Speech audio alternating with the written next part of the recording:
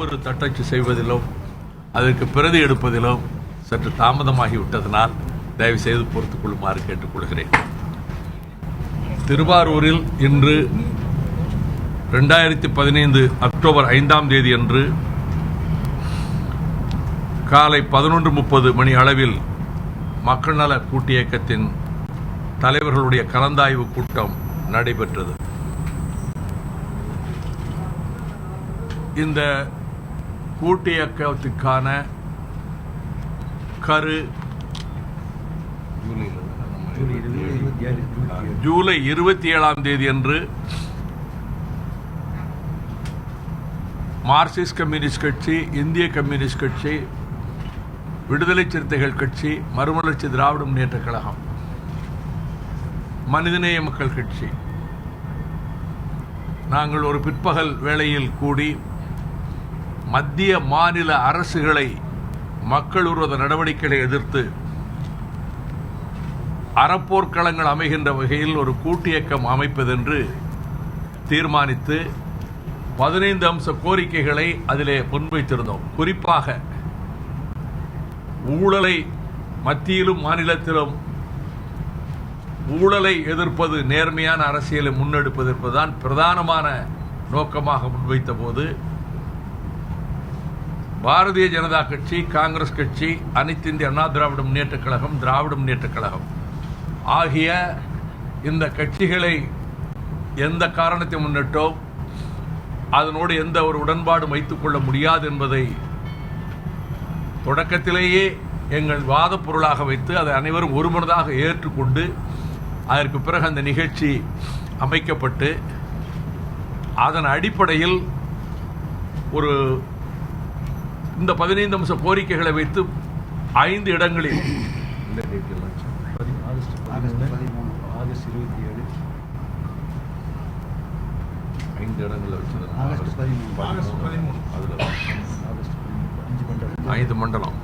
ஐந்து மண்டலங்களில் ஆகஸ்ட் 13ஆம் தேதி அன்று ஒரு மிகப்பெரிய மக்கள் திரள் பேரணிகள் நடத்துவது என்று முடிவெடுத்து அதன்படி தஞ்சையிலும், நெல்லையிலும், மதுரையிலும், ஈரோட்டிலும், சென்னையிலும் நடைபெற்றது. சென்னையில் நடைபெற்ற கூட்டத்தில் நாங்கள் அனைவருமே பங்கேற்றுக் கொண்டோம். மனிதநேய மக்கள் கட்சியின் சார்பில் தமீமுன் அன்சாரி அவர்கள் பங்கேற்றார்கள். அது பல்லாயிரக்கணக்கானவர்கள் கலந்து கொண்டு வள்ளுவர் கோட்டத்துக்கு அருகில் அப்படி ஒரு நிகழ்வு இதுவரை நடைபெற்றதில்லைங்கிற அளவுக்கு பேரெழுச்சியோடு நடைபெற்றது. அதன் பின்னர் அந்த கூட்டத்தில் இதுவே அரசியல் கூட்டணியாக முன்னெடுக்கலாம் என்கின்ற ஒரு விருப்பம் தான் தெரிவிக்கப்பட்டது. பின்னர் 7ஆம் தேதி அன்று,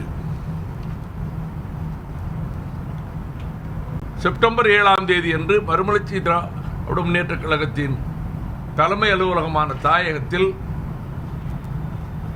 நாங்கள் அனைவருமே கூடிய பொழுது இந்த கூட்டத்திற்கு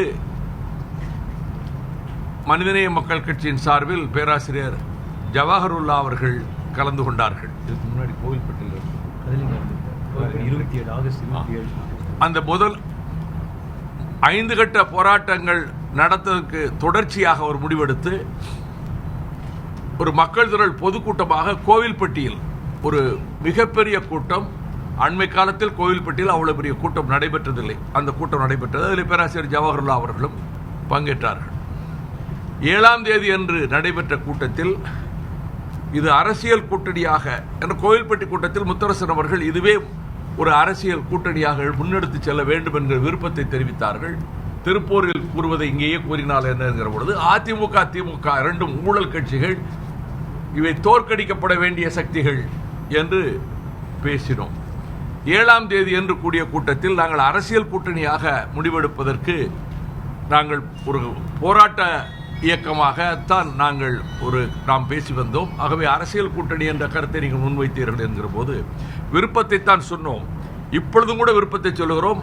மனிதநேய மக்கள் கட்சி இந்த 2 திமுக, அதிமுக எதிர்க்கிற விதத்தில் நீங்களும் எங்களோடு கரம் கோர்த்து வர வேண்டும் என்கிற விருப்பத்தை கூறுகிறோம். நீங்கள் உங்களுடைய இயக்கத்திலும் இந்த கருத்தை நாங்கள் தெரிவித்ததாக சொல்லுங்கள் என்று சகோதரர் தொல் திருமாவளவன் அவர்களும் சகோதரர் ஜிஆர் அவர்களும் சகோதரர் முத்தரசன் அவர்களும் நானும் கூறினோம். அவர்களும் அதை நாங்கள் வாதிக்கிறோம் என்றுதான் கூறினார்கள். அதன் பின்னர் அவர்கள் நாங்கள் இந்த கூட்டணியில் அரசியல் கூட்டணியாக வருகிற பொழுது அதில் மனிதநேய மக்கள் கட்சி இடம்பெறாது என்று சொன்னார்கள். நாங்களும் அவர்களை மிக கௌரவமாக நாங்கள் பொது பிரச்சனைகளுக்கு கரம் கோர்த்ததற்கு நாங்கள் நன்றி பாராட்டுகிற விதத்தில் அது பற்றி நாங்கள் எந்த விமர்சனமும் செய்யவில்லை. அது அவர்கள் கட்சியினுடைய பிரிராகட்டிவ், அவருடைய உரிமை. ஆனால் இதன் பின்னர் இந்த மக்கள் நல கூட்டியக்கம் பீப்புள்ஸ் வெல்ஃபேர் ஃப்ரண்ட் அது முதலில் வைத்த 15 அம்ச கோரிக்கைகளையே முன்வைத்து தொடர்ந்து நாம் பணிகளை ஆற்றுவது குறித்து விவாதிப்பதற்கு இந்த அக்டோபர் 5ஆம் தேதி இந்த நிகழ்ச்சியிலே இன்று கலந்து ஆலோசனை செய்வது என்ற விதத்தில் இன்று காலையிலே நடைபெற்ற ஆலோசனை கூட்டத்தில் மனம் திறந்து எல்லோரும் மகிழ்ச்சியாக கருத்துக்களை பரிமாறிக்கொண்டோம். இந்த மக்கள் நல கூட்டியக்கம் இது 4 பேர் ஒன்றாக இருந்து செயல்பட மாட்டார்கள் என்று இன்று காலை வரை வந்த செய்திகளை நாங்கள் ரொம்ப நகைச்சுவையாக பரிமாறிக்கொண்டோம். காரணம் என்னவென்றால், கோவை பொதுக்கூட்டத்தில் முதலில் வரவேற்றதே விடுதலை சிறுத்தைகள் கட்சியினர் தான். என்னை பொன்னாடை போர்த்தி வரவேற்றார்கள். சகோதரர் திருமாவளவன் எனக்கு போனில் வாழ்த்து சொன்னார்கள். நான் மேடைக்கு போகிற போது சிபிஐ நகர தோழர்கள் எனக்கு கைத்தறி ஆடை அணிவிக்க வந்த போது அவர்களை நீங்கள் மேடையிலே அதை போடுங்கள் என்று சொன்னேன். காஞ்சிபுரத்தில் அவர்கள் அதற்கு அந்த நிகழ்ச்சியில் அவர்கள் 2 கட்சி சார்பில் மேடையில் இருந்தவர்கள் பேசினார்கள். உடனே விடுதலை சிறுத்தைகள் கட்சி புறக்கணிப்பு என்றும் வருவாரா என்றும் விலகுகிறது என்றும் வேறொரு பக்கத்திலே பேச்சு நடக்கிறது என்றும் அவரவர்கள் கற்பனைக்கு ஏற்ற விதத்தில் கருத்துக்கள் சொல்லி மாற்றார்கள். அது தவறு ஒன்றும் இல்லை. நான் நேற்றைக்கே தெளிவுபடுத்தியிருக்கிறேன். பொழுது விடிந்தால் எல்லாம் தெரிய போகிறது. இன்று காலையிலே கூட ஒரு பத்திரிகையில் இந்த நிகழ்ச்சிக்கு திருமா வருவாரா என்று கூட செய்தி போட்டார். இது அசைக்க முடியாத இந்த 4 அமைப்புகளும் ஒன்று சேர்ந்து அமைத்திருக்கக்கூடிய மக்கள் நல கூட்டியக்கம் வெறும் தேர்தலை மட்டும் நோக்காக கொண்டு அமைக்கவில்லை. ஒரு தொலைநோக்கோடு தமிழகத்தின் சீரழிவுகளிலே இருந்து தமிழகத்தை மீட்க சாதி மத பேதமற்ற உண்மையான சமூக நீதியை நிலைநாட்டுகிற, ஜனநாயகத்தை பாதுகாக்கிற, அடக்குமுறைகளை எதிர்க்கிற, ஒடுக்குமுறைகளை எதிர்க்கிற, ஊழலை தகர்க்கிற ஒரு அமைப்பாக மிக உறுதியாக செயல்படும் என்ற விதத்தில் மக்கள் நல கூட்டியக்கம் சில திட்டங்களை இன்று வகுத்திருக்கிறது. அதை உங்களுக்கு நான் தெரிவித்துக் கொள்கிறேன். இந்த தீர்மானத்தை ஒருமனதாக நிறைவேற்றப்பட்ட தீர்மானத்தை நான் வாசிக்கிறேன்.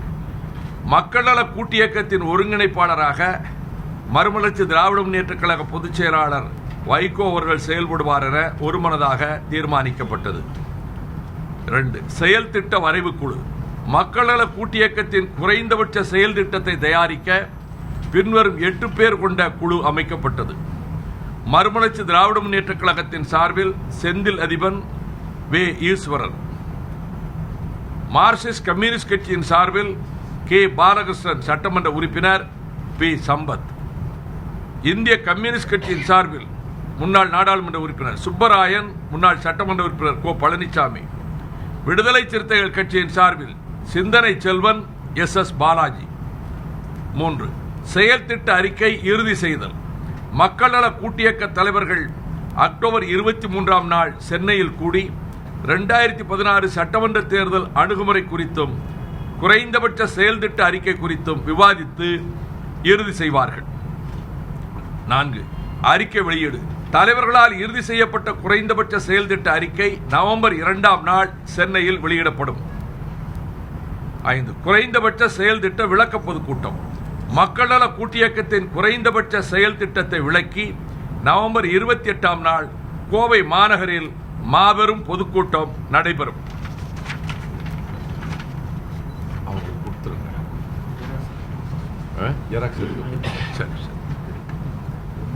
நீங்க ஆளுக்கு ஒண்ணு நீங்க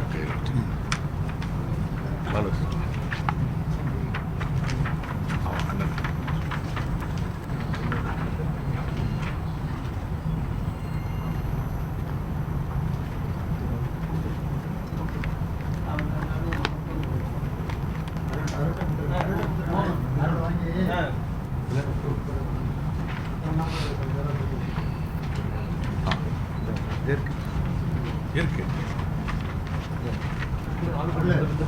இந்த பக்கம்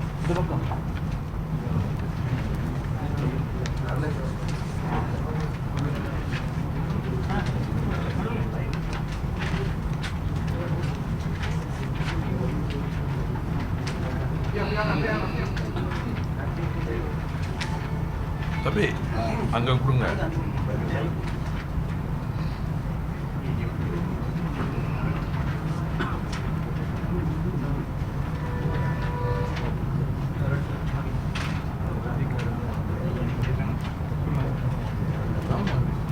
பிரஸ் தான் வாங்குவோம்.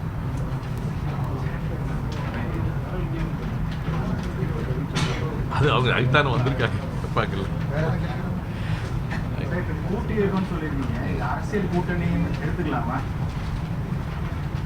எங்கள் அடிகள் மிக கவனமாக எடுத்து வைக்கப்படுகின்றன.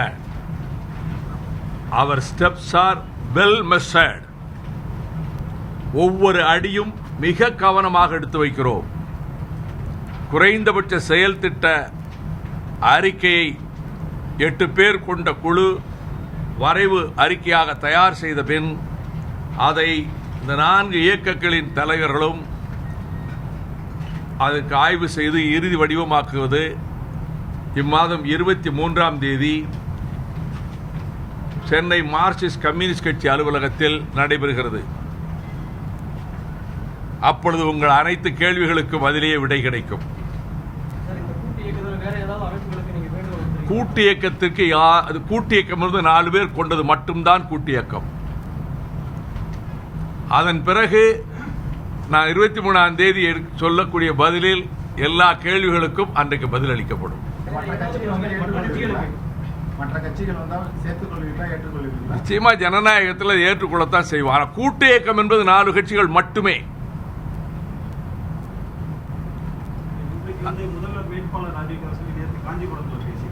எப்படிங்க?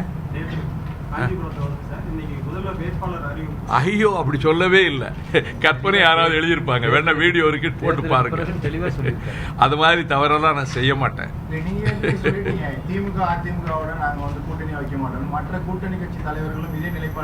ஒவ்வொருத்தையும் கேளுங்களேன்.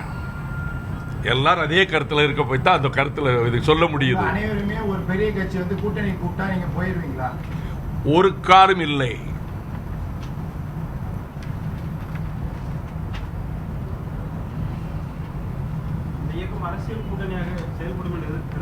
அது 23ஆம் தேதிக்கான உங்களுடைய அனைத்து கேள்விகளுக்கும் 23ஆம் தேதி வரை பொறுங்கள். இந்த கூட்டு இயக்கத்தோட அடுத்த கட்ட நடவடிக்கைகள் இப்ப என்ன முக்கியமான செயல்பாடுகள்? முதல்ல குறைந்தபட்ச செயல் திட்டம் தான் முதலாவது வேலை திட்டம். அதை இறுதி செய்வது அது மிக முக்கியமானது. அந்த செயல் திட்டத்தை விளக்கி பொதுக்கூட்டம் கோவையில் 28ஆம் தேதி நடைபெறுகிறது. வைகோ அறிவித்த முடிவு 3ல் தெளிவாக அவரும் சொன்னார் இருக்கு. மக்கள் நல கூட்டு இயக்க தலைவர்கள் அக்டோபர் 23ஆம் நாள் சென்னையில் கூடி 2016 சட்டமன்ற தேர்தல் அணுகுமுறை குறித்தும் குறைந்தபட்ச செயல் திட்ட அறிக்கை குறித்தும் விவாதித்து இறுதி செய்வார்கள். அதான் சொன்னார். 23ஆம் தேதி அக்டோபரில் குறைந்தபட்ச செயல் திட்டம் சம்பந்தமாக தேர்தல் அணுகுமுறை குறித்து விவாதித்து அன்னைக்கு அறிவிக்கும். இந்த இயக்கத்தில் இருக்க 4 கட்சிகளுமே கடந்த காலங்களில் திமுக அதிமுக பார்த்த கட்சிகள் தான். திடீர்னு இந்த இயக்கம் தோன்ற காரணம்? திடீர்னுலாம் ஒன்றும் இல்லை. இது கிட்டத்தட்ட 2 மாத காலமாக நாங்கள் கலந்து பேசி ஆலோசித்து எடுக்கப்பட்ட முடிவு. திடீரென்று ஒன்று எடுக்கப்பட்ட முடிவல்ல. பத்திரிகையாளர்கள் ஊடகவியலாளர்களை நான் மிக மரியாதையோடு நேசிக்கிறேன். தமிழகத்தில் ஊழல் மலிந்து பொதுவாழ்வு சிதைந்து மக்கள் பெரும் துன்பத்தை எதிர்நோக்கி இருக்கிற வேளையில் ஊடகவியலாளர்களும் பத்திரிகையாளர்களும் அவர்கள் ஒரு சமூக பிரஜையோடு நடத்தி கொண்டிருக்கக்கூடிய அவர்கள் இப்படிப்பட்ட முயற்சிகள் ஊக்குவிக்கின்ற விதத்திலே அவர்கள் அதை முன்வைத்தால் அது தமிழகத்துக்கு பயனுள்ளதாக இருக்கும். அது எங்கே ஏதாவது சிதைய வாய்ப்பு இருக்கிறதா என்ற கோணத்தில் ஒரு சிலர், நீங்கள் அல்ல, ஒரு சில கூடாரங்களிலிருந்து ஏவி விடுகிற அம்புகள் அங்கங்கே வந்து பாய்கின்றன. அவ்வளவுதான். நீங்க ஒரு பொதுவா பத்திரிகையாளர்கள் தர்மம், கட்டுரையாளர்கள் தர்மம், ஒரு நல்லதை நோக்கி போகக்கூடிய முயற்சியை எடுத்தெடுப்பிலே வரவேற்கிற முயற்சியில் இல்லாமல் அது எப்படி சிதைப்பது என்று கருதி உங்களை சொல்லல. 2-3 நாளா 15 நாளா 20 நாளா வருவது இது நல்ல ஒரு பத்திரிகை தர்மத்தின் அறிகுறி.